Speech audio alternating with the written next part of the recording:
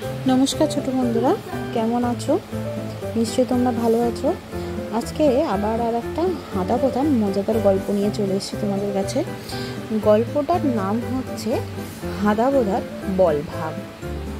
চলো পড়া যাক, শুরু করা যাক।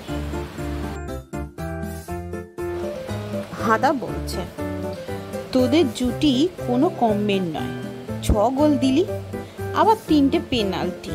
তখন ভোদা বলছে, 6টার 2টো তো তোর সেম সাইডে। হাদা বলছে, তোদের আর টিমে খেলতে নেব না। তখন ভোদা রেগে বলছে, ঠিক আছে, কিন্তু ওই বলে আমাদেরও শেয়ার আছে, তাই আমরা ওটা চাই। ওদের মধ্যে মারপিট চলছে। কেউ বলছে আমাদের দে, কেউ বলছে না দেব না, ধমাস ধাই কদম। ভালো রকমই মারপিট চলছে। হাদা বলছে, একজন চামড়ার খোলটা পেয়েছে, আর একজন ব্লাডার, আর আমার হাতে রয়েছে ফিতেটা। তো ভোদা আর অন্যজন হাসছে, বলছে হো হো আমরা জিতেছি। হাদা বলছে, ওই যে ভোদা, ব্লাডারে জল পুড়ে বোধহয় ছোঁড়াটাকে ভেজাবার তালে আছে, ভোদাকেই আমি জিতিয়ে দিই। হাদা হেসে বলল, হো হো, গুলতি থেকে ছোঁড়া পেরেকটাই এই ম্যাজিক ঘটালো। ওদিকে ভোদা আহ। হাদা ছুটতে ছুটতে বলছে, নে ভোদা, আমার ভাগের লেজটা তোকে দান করলুম।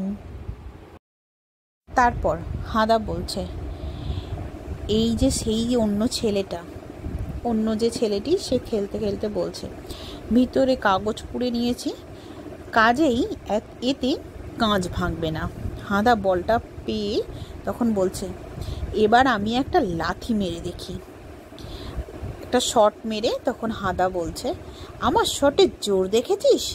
এই বল দিয়েও কাঁচ ভাঙলুম। কাঁচ ভাঙার শব্দ, ঝনঝন। হাদা পালাতে পালাতে বলছে, এবার এখান থেকে যাবার সময় হয়েছে।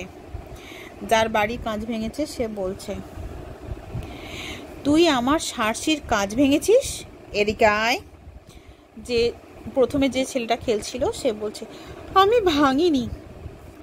হাদা ভোদাকে দেখে বলছে, কি রে ভোদা, তুই আমার দেওয়া বলের ওই স্মৃতিচিহ্ন নিয়ে ঘুরছিস দেখছি। ভোদা তখন বলছে, হ্যাঁ ঘুরছি, তাতে কি হয়েছে? একজন গাড়ি কিছু করতে খারাপ টারাপ হয়ে গেছে, সেখানে কিছু করতে করতে বলছে, আমার গাড়ির ফ্যান ব্লেডটা ছিঁড়ে গেছে ভোদা, তোমার ওই চামড়ার লেজটা যদি দাও তাহলে বাড়ি পৌঁছাবার মতন ব্যবস্থা করতে পারি, অবশ্য তার জন্য 5 টাকা দেব। তখন ভোদা বলছে, 5 টাকা? নিশ্চয়ই দেব। তখন হাদা অবাক হয়ে বলছে, হ্যাঁ?